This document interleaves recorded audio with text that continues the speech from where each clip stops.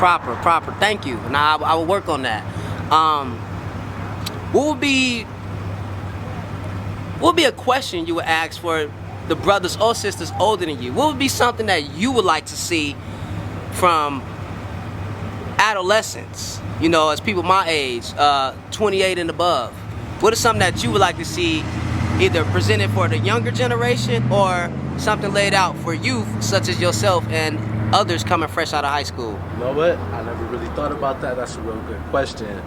I gotta think about that. Come back to me with that. Okay, all good. What's going on right now as a youth? What is your thoughts on the future for black people? What is something that you would just like to see done?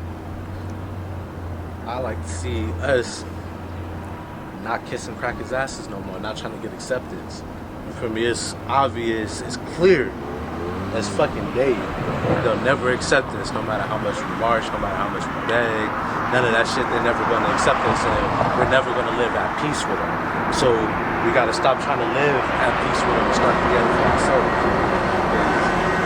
Shit, if they can't even get along with each other, we'll make y'all think that they're gonna get along with us. You feel me? They out here killing each other for life insurance claims. They don't care about your black ass. Exactly. What would be one question that you would ask black women? As in, say, what would you ask the older generation? What would be one question you would have for black women? You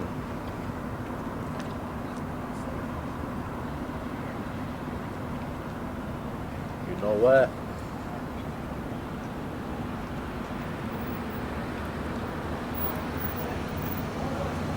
I noticed like a lot of our generation has dads that's like not really active, whether it be from them getting killed, you feel me, or locked up. Now, a lot of them brothers was leading lives that led to them getting killed or locked up, you know, where they weren't just senseless. Well, it is a senseless murder, but it wasn't just some random shit.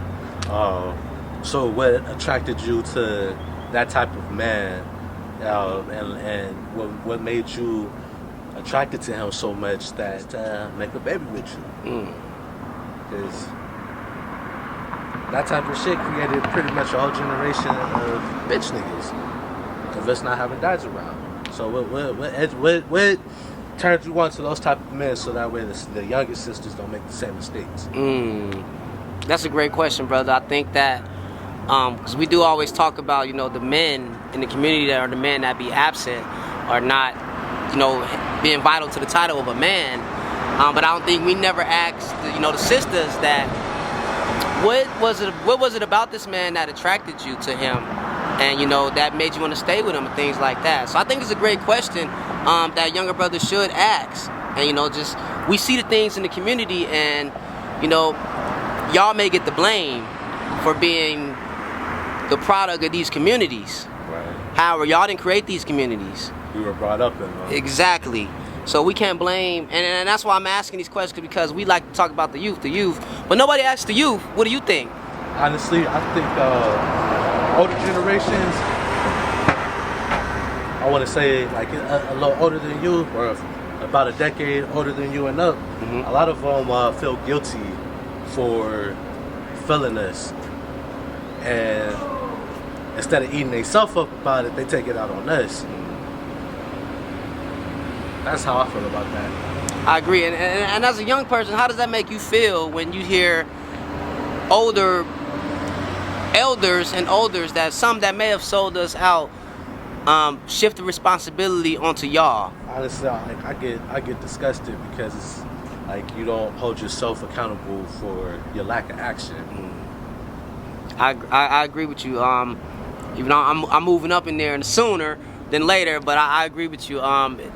That sometimes I wish we had the space to flame our elders up, because they really need to hear it and not just talk about what they did, but they don't understand they have us in this situation. Right. And it's not that we hate them for this, we just understand they didn't know, but however, we should still have the claim to let them know y'all failed us. I think we need the elders that were against segregation, you feel me, the ones that were against integration, the ones that wanted to stay segregated, like we need them teaching the youth right now, because was a reason that they didn't agree with the whole integrated with the crackers to begin with. Right. You feel me? So if they was out here teaching their grandkids, you feel me, the children of their neighborhoods, the children of their communities, why they felt this way, and it probably sparked a change like down there overnight.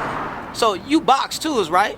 It's been a couple years on. Put on a little weight. We can't see that. Like, so we gonna let it go. So about the boxing, how long you been boxing? My granddad started me off as like a form of self-defense when I was about 3. You know, I always learned just to know how to defend myself, but I tried to take it serious.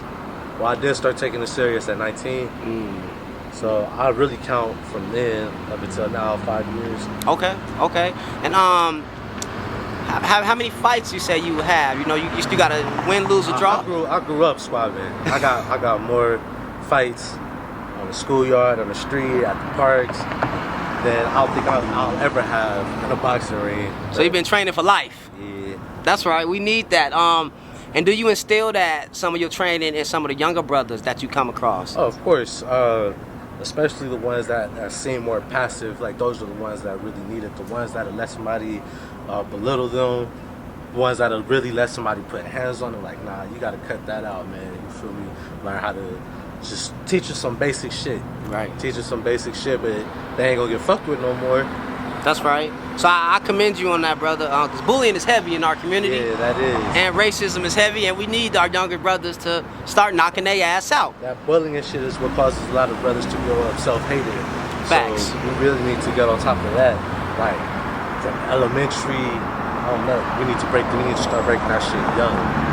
I agree with you. Is there any last words or anything that you would like to share with the people out there? Anything about yourself?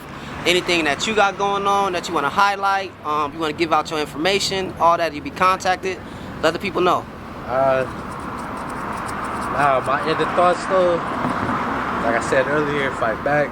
Stop just letting shit go on around you. Stop pulling your fucking phone out and help a brother and sister out. You feel me? That's all it takes. That's really all it takes for there to be one less martyr. I agree. And lastly, what would you say your spiritual father is? If it was one man out of antiquity and history that you're gonna give all the praise and that led you the right way and you're gonna get a glory to, like, you know, I'm following him to the sun burn out, who would that male or female be? Khalid Abdul Muhammad. Woo! Say that one more time. Khalid Abdul Muhammad. Why Dr. Khalid? That brother was strong. He was talking about shit niggas was scared to speak on back then. A lot of people wasn't to it. He said kill the men, kill the women, kill the babies, and his reason for saying kill the babies was real powerful. Well, why was that? That baby's gonna grow up and overpower your baby. So if you want to avoid all of that, you feel me? You got the solution. You got the solution. Alright, and that's what it is. Shout out to my brother Adofo. Any closing words? Black power. Black power, this motherfucker. Sane African TV. We over here giving praise and props to the youth out here making it be known in Las Vegas. You know what it is. Holla.